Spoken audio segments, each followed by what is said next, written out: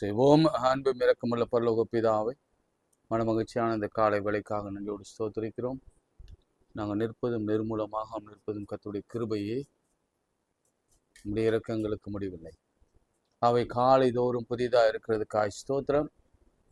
அங்குமிங்கும் நோய்களும் வியாதிகளும் பலவீனங்களும் வாதைகளும் மரணங்களும் துக்க செய்திகளும் பரவி வந்தாலும் எங்களுக்கு அடைக்கலமும் பலனும் ஆபத்து காலத்தில் அனுகூலமான துணையாக இருக்கிறீர். உமக்கு நன்றி செலுத்தி ஸ்தோத்திரிக்கிறோம். இல்லாதவளை இருக்கிறவளை போல் அழைக்கிறவர் எங்கள் மத்தியில் இருக்கிறதுக்காக ஸ்தோத்திரம். என் பிராணனை அழிவுக்கு விலக்கி மீட்டு நன்மை நாள் கிருபை நாள் முடிசூட்டுகிறதே உமக்கு ஸ்தோத்திரம். கர்த்தர் என் மேய்ப்பராக இருக்கிறார். Lord is my shepherd. அவர் என்னை புல்லுள்ள இடங்களிலே மடக்கி மேய்த்து அமர்ந்த தண்ணீரண்டு என்னை கொண்டு போய் விடுகிறார். என் ஆத்துமாவை தேற்றி தமது நாமத்து நிமித்தம் என்னை நீதியின் பாதை நடத்துகிறார். அவருடைய தழும்புகளாலே நாங்கள் குணமானோம். எங்களுக்காக ஒரு பந்தியை ஆயத்தப்படுத்தி என் தலை எண்ணெயால் அபிஷேகம் பண்ணுகிறீர். என் பாத்திரம் நிரம்பி வழிகிறது. ஜீவனுள்ள நாளெல்லாம் நன்மையும் கிருபையும் என்னை தொடரும். நான் கர்த்தர் வீட்டிலே நீடித்த நாட்களாய் நிலைத்திருப்பேன். அன்றைய நம்முடைய வார்த்தைக்காய் ஸ்தோத்திரம். நம்முடைய வார்த்தை ஆம் என்றும் ஆமேன் என்றும் இருக்கிறபடினாலும் நன்றியோடு ஸ்தோத்திரிக்கிறோம். நம்மை தேடுகிற பிள்ளைகளுக்கு ஒரு குறைவும் நீர் வைத்ததே இல்லை. சிங்கக்குட்டிகள் தாட்சியடைந்து பட்டினியாய் கூட கிடக்கலாம். தாய் தன் பாலகனை கூட மறக்கலாம். ஆனால் நீர் ஒரு நாளும் எங்களை மறப்பதில்லை. அதுக்காக நன்றி செலுத்துகிறோம். எங்கள் சத்துருக்களை எங்களுக்கு முன்பாகவே விழுந்தோட பண்ணுகிறீர். எங்களை உயர்த்துகிறீர். உமக்கு நன்றி செலுத்துகிறோம். இயேசுவின் நாமத்தில் ஜெபிக்கிறோம் பிதாவே, ஆமென். கூடுமே எல்லாம் கூடுமே, உம்மாலே எல்லாம் கூடும் என்ற பாடலை பாடு. கூடுமே எல்லாம் கூடுமே, உம்மாலே எல்லாம் கூடும். கூடாதது ஒன்றுமில்லை, உம்மால் கூடாதது ஒன்றுமில்லை. கூடுமே எல்லாம் கூடுமே, உம்மாலே எல்லாம் கூடும். கூடாதது ஒன்றுமில்லை, உம்மால் கூடாதது ஒன்றுமில்லை. கடல் மீது நடந்தீரையா, கடும் புயல் அடக்கினீரே. கடல் மீது நடந்தீரையா, கடும் புயல் அடக்கினீரே. சாத்தானை ஒடுக்கினீரே, சர்வ வல்லவரே. சாத்தானை ஒடுக்கினீரே, சர்வ வல்லவரே.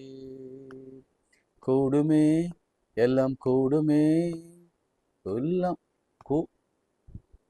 கூடுமே எல்லாம் கூடுமே, உம்மாலே எல்லாம் கூடும். கூடாதது ஒன்றுமில்லை, உம்மால் கூடாதது ஒன்றுமில்லை. செங்கடல் உம்மை கண்டு ஓட்டம் பிடித்தது ஏன்? செங்கடல் உம்மை கண்டு ஓட்டம் பிடித்தது ஏன்? யோர்தான் உம்மை கண்டு பின்னோக்கி சென்றது ஏன்? யோர்தான் உம்மை கண்டு பின்னோக்கி சென்றது ஏன்? கூடுமே எல்லாம் கூடுமே, உம்மாலே எல்லாம் கூடும். கூடாதது ஒன்றுமில்லை, உம்மால் கூடாதது ஒன்றுமில்லை. நாமம் சொன்னால் போதும், பேய்கள் ஓடுதையா. நாமம் சொன்னால் போதும், பேய்கள் ஓடுதையா. பேரால் கை நீட்டினால் நோய்கள் மறையுதையா. பேரால் கை நீட்டினால் நோய்கள் மறையுதையா. கூடுமே எல்லாம் கூடுமே, உம்மாலே எல்லாம் கூடும். கூடாதது ஒன்றுமில்லை, உம்மால் கூடாதது ஒன்றுமில்லை. கைகளை உயர்த்தி ஆண்டவரே, உம்மால் எல்லாம் கூடும். மனுஷனால் இது கூடாதுதான், என் தேவனால் எல்லாம் கூடும். தலைப்பகுதியில் இருக்கிற வலி, பாரம், வேதனை நீங்கி சைனஸ் எல்லாம் குணமாகி, கண்களிலே ஒரு தெளிவுண்டாகி, எப்பத்தான் என்றால் திறக்கப்படுவதாக என்ற அர்த்தமா, திறக்கப்படட்டும். எல்லா அடைப்புகள், எல்லா தாழ்பால்கள், எல்லா கதவுகள் திறக்கப்படுவதாக. செங்கடல் ஓட்டம் பிடிக்கட்டும். யோர்தான் ஒரு குவியலாய் நிற்கட்டும். இருதயம் சீரடைந்து அது நவமான இருதயத்தை, புதிய இருதயத்தை வைப்பீராக. புதிய உறுப்புகளை உண்டாக்குங்க. எல்லா உறுப்புகளும் புதிதாகட்டும். கணையம், எல்லா லிவர் இயேசுவின் நாமத்தினாலே, சிறுநீரகம் இயேசுவின் நாமத்தினாலே புதிதாகட்டும். யூட்ரஸ் இயேசுவின் நாமத்திலே புதிதாகட்டும். கை கால்களில் இருக்கிற எலும்புகளும் நரம்புகளும் தசைகளும் புதிதாகட்டும். ஆக்சிடென்ட் ஆகி ஒருவேளை பலவீனத்தை நிமித்தம் அந்த புண்கள் ஆறாமல் இருந்தால் இயேசுவின் நாமத்தில் அந்த புண்கள் எல்லாம் ஆறுபடி செய்யும். திருமணமாகாத பிள்ளைகளுக்கு திருமண வாழ்க்கையை கொடுத்து ஆசீர்வதி. திருமணத்திலே ஒருவேளை ஏதாவது மனக்கசப்புகள் இருந்தால் இயேசுவின் நாமத்தில் இந்த மனக்கசப்புகளை மாற்றும். குழந்தை பேரு உண்டாகி பெற பண்ணுகிறவர் நீர் பிரசவிக்க பண்ணுங்க. ஆண்டவரை நீர் நேர்வழியாய் நடத்தி உங்களுடைய பிள்ளைகளுக்கு இந்த வருட இறுதிக்குள்ளாக கர்த்தர் ஒரு நல்ல வரனை கொண்டு வந்து தாங்க. வீடு இல்லாதவர்களுக்கு வீடு வாசல் ஏற்படுத்தி கொடுங்க. தனிமையானவனுக்கு வீடு வாசல் ஏற்படுத்தி தருவேன் என்று வாக்கு கொடுக்கிறதே. உங்களுடைய மாப்பு சேர்க்கிற தொட்டி ஆசீர்வதிக்கப்படும். உன் களஞ்சியங்கள் ஆசீர்வதிக்கப்படும். அது பூரணமாய் நிரம்பும். உன் புகழ்ச்சியும் கீர்த்தியுமாய் வைப்பேன் சொன்னவர் புகழ்ச்சியும் கீர்த்தியுமாய் வைப்பீரா. இந்த காலை ஜெபத்தை ஆசீர்வதியும். இந்த காலை ஜெபத்தை என்னோடு கூட இணைந்து அந்த ஜெபத்திற்காக தாங்குகிற ஒவ்வொரு பிள்ளைகளையும் கர்த்தர் ஆசீர்வதியும். ஜெபத்திற்காக வேண்டுதல் செய்கிற ஒவ்வொரு பிள்ளைகளையும் ஆசீர்வதியும். ஜெபத்திலே கலந்து கொள்கிற ஒவ்வொரு மீதும் கருணையின் கரல் பிரவாகம், கருணையின் பிரசன்னம் இந்த பிள்ளைகள் மீது வைக்கப்படட்டும். அவளை வாழாக்காமல் தலையாக்குவீரா, கீழாக்காமல் மேலாக்குவீரா. எங்களுக்கு விரோதமாக எழும்புகிற சக்திகள், மனுஷ சக்திகள், அந்த அந்தகார வல்லமையின் கிரியைகள் இயேசுவின் நாமத்திலே நிர்மூலமாகட்டும். மனுஷனை நீர் பார்த்து கொள்ளுங்க. எங்களுக்கு விரோதமாக எழும்புகிற மனுஷர்களை நீங்க பார்த்து கொள்ளுங்க. யுத்தம் எனதுன்னு சொன்னீங்கள் அல்லவா? நீ சும்மா நில், நான் உனக்காக யுத்தம் பண்ணுவேன்னு சொன்னீங்கள் அல்லவா? நாங்கள் சும்மா நிற்கிறோம், நீ எனக்காக யுத்தம் பண்ணுங்க. யுத்தம் பண்ணி எங்கள் எதிராளியை அடித்து போடுங்க. அவன் எவ்வளவு பெரிய கோலியாத்தாக இருக்கட்டும், கர்த்தருடைய நாமத்தினாலே அவன் விழுந்து அவன் தலையிலே தலை இல்லாத போகும்படி கர்த்தர் உதவி செய்யுங்க. இயேசுவின் நாமத்தில் ஜெபிக்கிறோம் பிதாவே, ஆமென். சரி, மார்க்கு 9ஆம் அதிகாரம் 17ஆம் வசனம் துவங்கி. Mark chapter 9 verses from 17. அப்பொழுது ஜனக்கூட்டத்தில் ஒருவன் அவரை நோக்கி, போதகரே, ஊமையான ஒரு ஆவி பிடித்த என் மகனை உம்மிடத்தில் கொண்டு வந்தேன். நல்ல கவனிங்க. இப்ப நம்ம திரும்ப இதை படிக்கிறோம். எல்லாமே ரீரீடிங் தான், சரிங்களா? முன்னாடி நம்ம இதை பார்த்துருக்குறோம். அப்போ நிறுத்தி நிதானமாக படிக்கும் பொழுது அந்த அப்பாவின் இன்டென்ஷன் என்னன்னா, முதலாவது இயேசுவின் இடத்துல கொண்டு வர வேண்டும், கொண்டு போக வேண்டும் என்பதுதான். பாருங்க, போதகரே, ஊமையான ஒரு ஆவி பிடித்த என் மகனை உம்மிடத்தில் கொண்டு வந்தேன். யாரிடத்துல? இயேசுவிடத்துல. அது அவனை எங்கே பிடித்தாலும் அங்கே அவனை அலக்கழிக்கிறது. அப்போது அவன் நுரைத்தள்ளி பல்லை கடித்து சோர்ந்து போகிறான். அதை துரத்து விடும்படி உம்முடைய சீஷரிடத்தில் கேட்டேன், அவர்களால் கூடாமல் போயிற்று.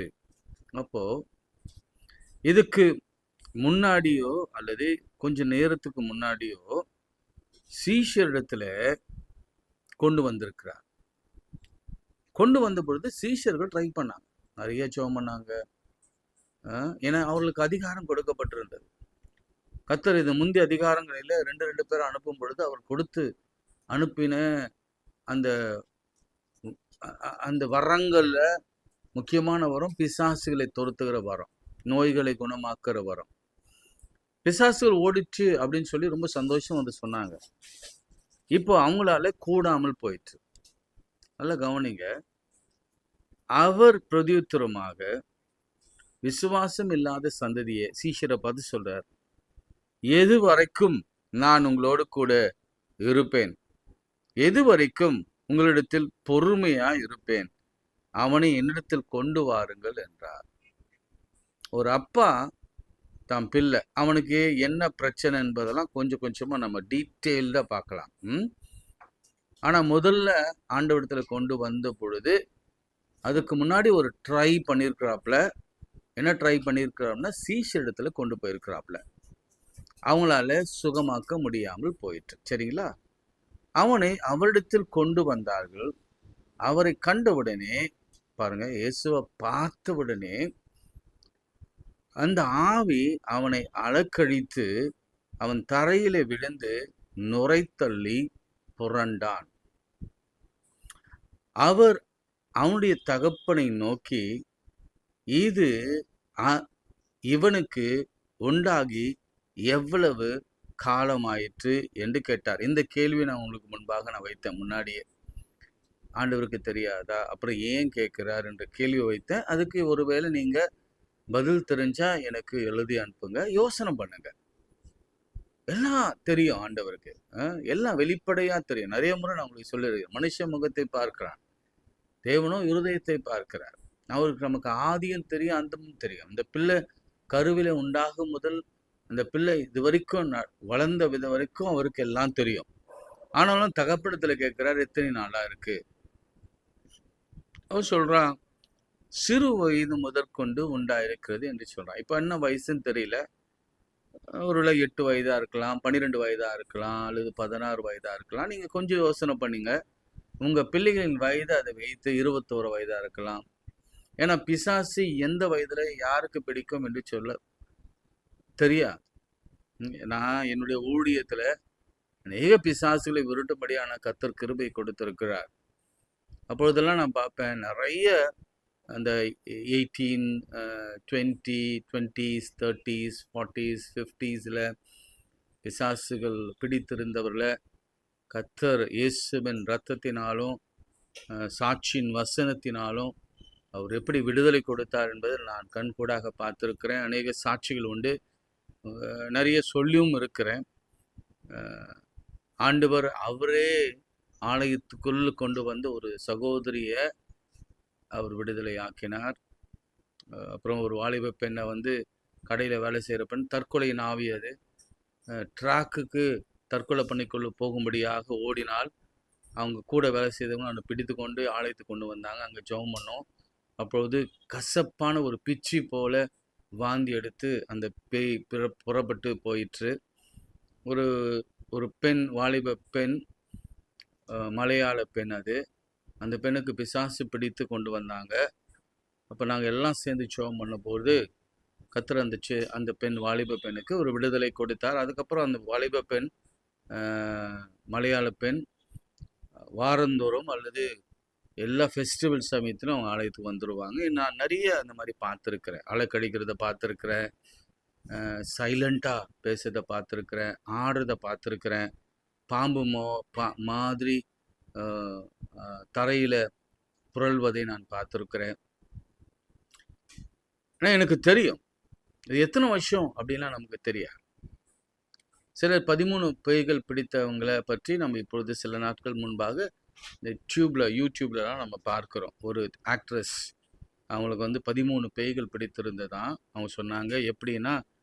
எப்படிங்க 13 பேர் சொல்கிறீங்க அப்படின்னு சொன்னால், 13 வாய்ஸஸில் பேசுமா. அப்போ 13 டிஃப்ரெண்ட் பீப்புள் அவங்கள பிடிச்சிருந்தாங்க அப்படின்னு சொன்னாங்க.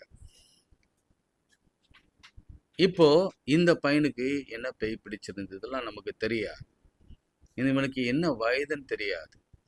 ஆனால் ரிசல்ட் என்னன்னா, சிம்டம் என்னன்னா, அடிக்கடி தீயில தண்ணியில விழுந்து சாக போயிடுவான். ஆக மொத்தத்தில்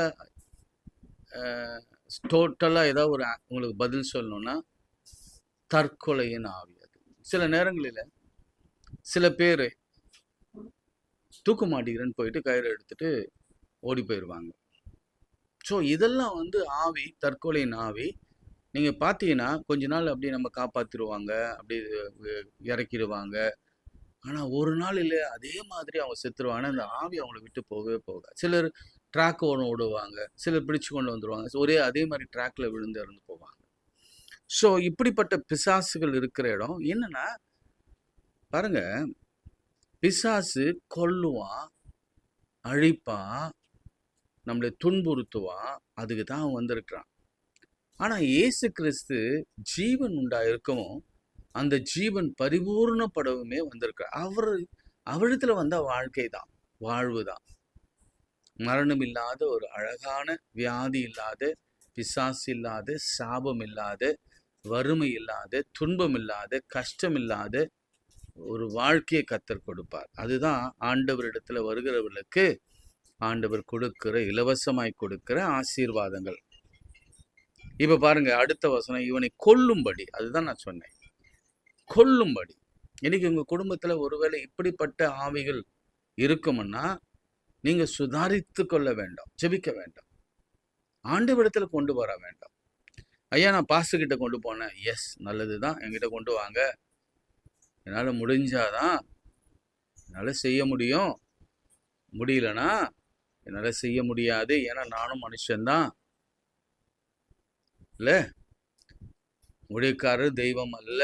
புரிஞ்சுக்கோங்க, நாங்க வெசல்ஸ் ஆஃப் த காடு. ஆண்டவர் எங்கள் மூலமா அதை விடுதலை ஆக்கணும்னு நினைச்சாருன்னா ரொம்ப எளிமையா, நோஞ்சா, மெலிஞ்சவன், ஆவியில இன்னும் கொஞ்சம் குறைவா இருக்கிறவனை கொண்டு கூட அற்புதம் அவர்களை செய்ய முடியும். ஸோ இது கேளுங்க, கொல்லும்படி அநேக தரம் தீயிலும் தண்ணீரும் தள்ளிற்று. அப்போ அவங்க அப்பாவுடைய நிலைமை என்னன்னா, யோசிச்சு பாருங்க, இந்த நிலைமை தான் ரொம்ப மோசமான நிலைமை. ஒவ்வொரு தரமும் 24 மணி நேரமும், ஒவ்வொரு நாளும், ஒவ்வொரு நிமிடமும் அந்த பையனை கருத்தா பார்த்துக்கணும். இல்லைன்னா ஏதாவது ஒரு முடிவு வந்துடும். கவனிச்சிங்களா?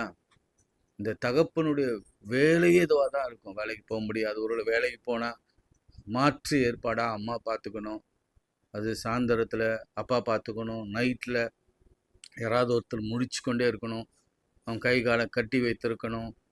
ஐயோ கொடுமை, அது கொடுமை. பிள்ளைகள் பற்றி நாம் கற்றுக்கொள்ள வேண்டிய சில பாடங்கள் உண்டு இல்லை?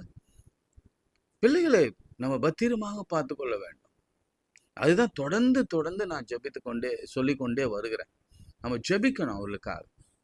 எவனை விழுங்கலாமோ என்று கர்ஜிக்கிற சிங்கம் போல வகை தேடி அவன் திரிந்து கொண்டிருக்கிறான்.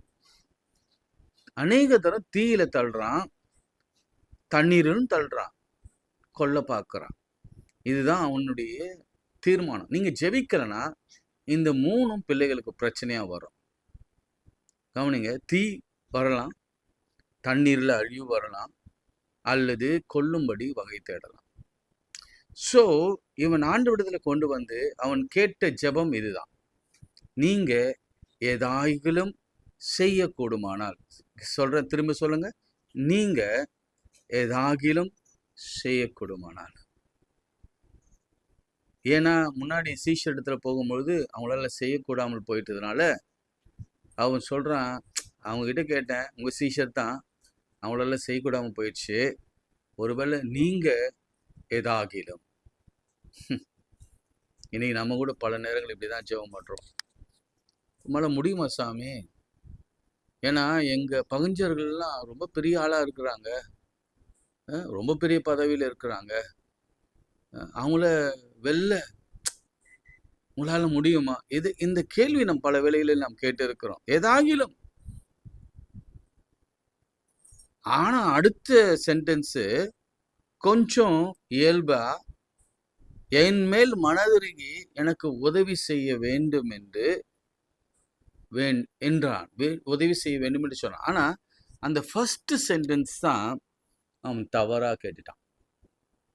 அது இல்லாம இருந்தா நிச்சயமாகவே இமீடியட்டா ஆண்டவர் பதில் கொடுத்திருப்பார். நீர் ஏதாகிலும் செய்யக்கூடுமானால். இதை நீங்க கேட்காதிருங்க. நாளைக்கு இப்படி ஆண்டவர் பார்த்து நம்ம ஏதாவது கேட்டோம்னா நிச்சயம் ஆவிலே அவர் கலங்குவார். ஆவிலே கலங்குவார். நான் எதை சொல்ல வரேன்னு உங்களுக்கு தெரியும்னு நினைக்கிறேன். நீங்கள் ஆண்டவரை பார்த்து அந்த மாதிரி கேட்கக்கூடாது. நீங்கள் ஏதாகில செய்யக்கூடுமா, என் பையனை ரசிக்க முடியுமா, அவ்வளோ குடிக்கிறான், என் மகன் அல்லது என் மக அல்லது என்னுடைய கணவன், என்னுடைய மனைவி அல்லது என்னுடைய பிள்ளைகள், என்னுடைய பேரப்பிள்ளைகள், என் வேலை தளத்தில் இப்படி ஒரு பிரச்சனைகள் எல்லாம் இருக்கு, ஏதாகில செய்யக்கூடுமானால். தயவு செய்து அந்த வார்த்தையை மாத்திரம் நீங்க உங்க அகராதியிலேருந்து எடுத்துருங்க. இது ஆண்டவரிடத்துல பேச வேண்டிய வார்த்தையே அல்ல. ஆண்டவர் இடத்துல போயிட்டு நீ ஏதாவது செய்ய முடியுமான்னு சொல்ல முடியுமா?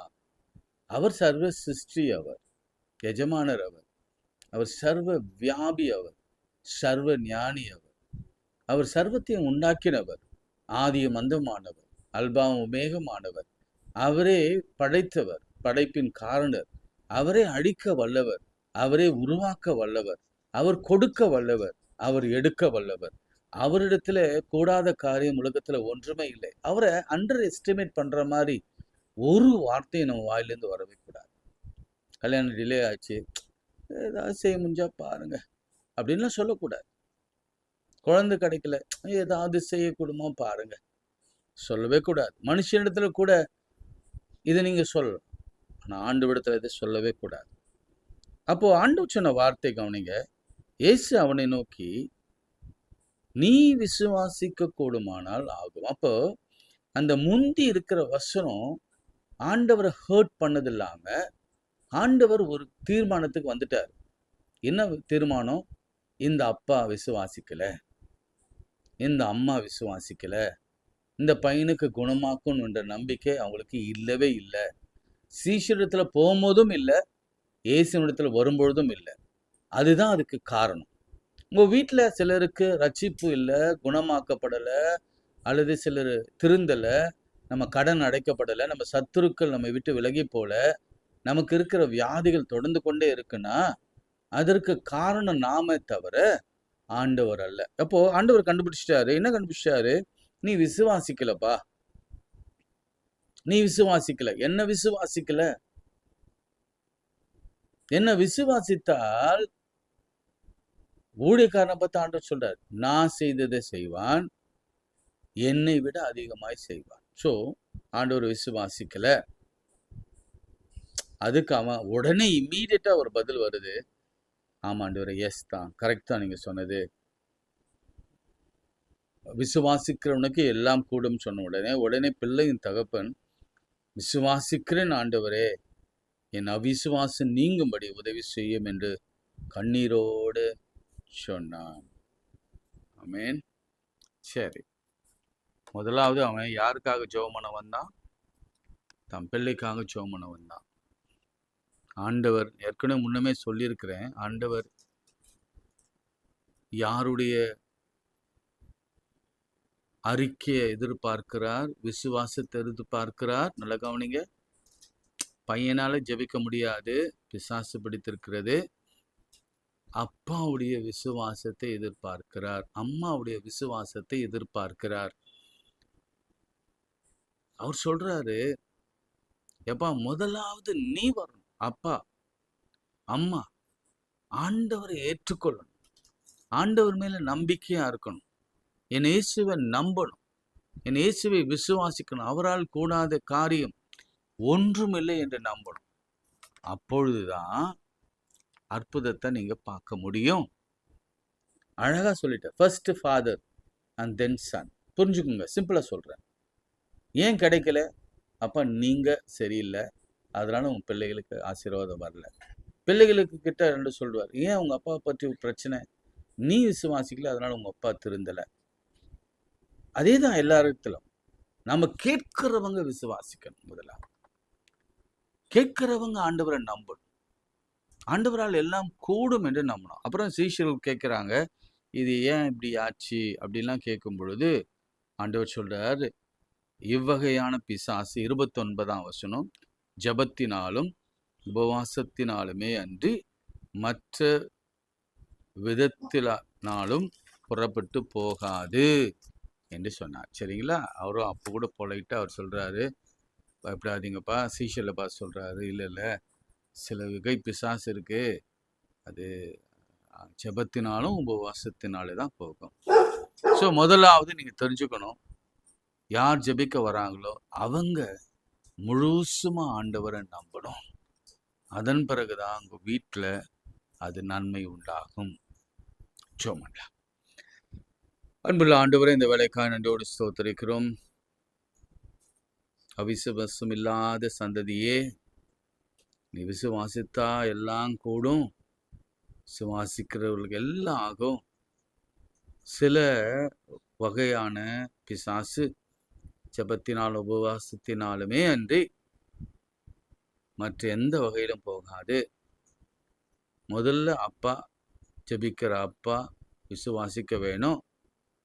முதல்ல ஜெபிக்கிற அம்மா விசுவாசிக்க வேணும். எந்த காரணத்திற்காக ஜெபிக்கிறாங்களோ அந்த காரணத்தை ஆண்டவர் சரி செய்யணும்னா முதலாவது ஜெபிக்கிறவங்க வாழ்க்கையை அவர் சரி பண்ணணும். உங்கள் வாழ்க்கையை அவர் முதலாவது சரி பண்ணணும். அதுக்கு நீங்கள் செய்யணும், ஆண்டவரே என் அவ்விசுவாசம் நீங்க எனக்கு உதவி செய்யுங்க, என் பாவம் நீங்க எனக்கு உதவி செய்யுங்க, என் அக்கிரமம் நீங்க எனக்கு உதவி செய்யுங்க, என்னுடைய தீய வழக்கங்கள் நீங்க உதவி செய்யுங்க அப்படின்னு ஜெபிக்கும் பொழுது அடுத்த வினாடியே பிள்ளையை கத்தர் குணமாக்குவார். பிரச்சனையை கத்தர் சால்வ் பண்ணுவார். பிரச்சனைக்கு பதில் கொடுப்பார். பிரச்சனையை முழுசுமாக தீர்த்து வைப்பார். இப்படி விசுவாசம் இல்லாமல் ஆண்டவரத்தில் கிட்டி சேர்வது பிரயோஜனம் இல்லாத ஒன்று. ஜெபம் பண்ணலாம். இரக்கமுள்ள ஆண்டவரே, இந்த வேலைக்காய் ஸ்தோத்திரிக்கிற ஆண்டவரே, எங்களோடு கூட பேசி நம்முடைய வார்த்தைகளுக்காக நன்றி செலுத்துகிறோம். என்று அந்த தகப்பனுடைய பிள்ளைக்கு நீர் கொடுத்த அந்த பெரிய அற்புதத்தை எங்கள் குடும்பத்திலே தாங்க. எங்களுக்கு விரோதமாக எழும்புகிற எல்லா பிசாசின் அந்தகார வல்லமையின் கிரியைகளும் மனித முயற்சிகளும் தீயிலும் தண்ணீரிலும் கொல்ல பார்க்கிற எல்லா அசுத்த ஆவின் கிரியைகள் அழிக்கப்படுவதாக இந்த இரவே இந்த பகலே அழிக்கப்படட்டும். நாங்கள் சுகமாய் வாழ்ந்து எங்களுக்கு விரோதமாய் எழும்பினவர்களுடைய முடிவை நாங்கள் காணும்படி செய்யும். பண தேவைகளை சந்தியும், வியாதிகளை மாற்றும், பலவீனங்கள் எடுத்து போடும், நோய்கள் எடுத்து போடும், உபத்திரங்கள் வராதபடி காத்துக்கும். இந்த ஊழியத்திற்கு உதவி செய்து வருகிற ஒவ்வொருவரையும் ஆசீர்வதியும். இது இன்னும் அநேகருக்கு பயன்பட கர்த்தர் உதவி செய்வீராக. அதுக்காக நாங்கள் தாழ்மையோடு ஜெபிக்கிறோம் அப்பா. இன்னும் நிறைய விஷயங்கள் நாங்கள் வேதத்திலிருந்து கற்றுக் கொடுக்கப்பட நாங்கள் ஆயத்தப்படுத்த உதவி செய்யும். வருகைக்கென்று நாங்கள் ஆயத்தப்பட உதவி செய்யும். அநேக சாட்சிகள் எழுப்பி வருகிறீர். நிறைய சாட்சிகள் எழுதுகிறாங்க. திருமணம் ஆகாதவங்களுக்கு நல்ல வாழ்க்கையை கொடுத்துருக்கீங்க. அநேக அற்புதங்களை கொடுத்துருக்கிறீங்க. இந்த ஜபங்கள் குறித்து தியானிக்கிற வேலையில் அநேகர் வாழ்க்கையில் நீங்கள் அதிசயங்களை பண்ணியிருக்கிறீங்க. ஒவ்வொன்று சொல்லப்போனால் நேரம் பத்தாது. அந்த குடும்பங்களை மென்மேலும் ஆசீர்வதிங்க. இன்னும் அநேக அற்புதங்களை செய்து அவங்கள உடைய ஆவியில் நிரப்புங்க. இயேசுவின் நாமத்தில் ஜெபிக்கிறோம் பிதாவே, ஆமேன். நமது ஆண்டவராகிய இயேசு கிறிஸ்துவின் கிருபை, பிதாவாகிய தேவனுடைய அன்பு, பரிசுத்த ஆவியின் ஐக்கியம் நம் அனைவரோடும் மீண்டும் சதாக்கள் நிலைத்திருப்பதாக. ஆமேன். God bless you.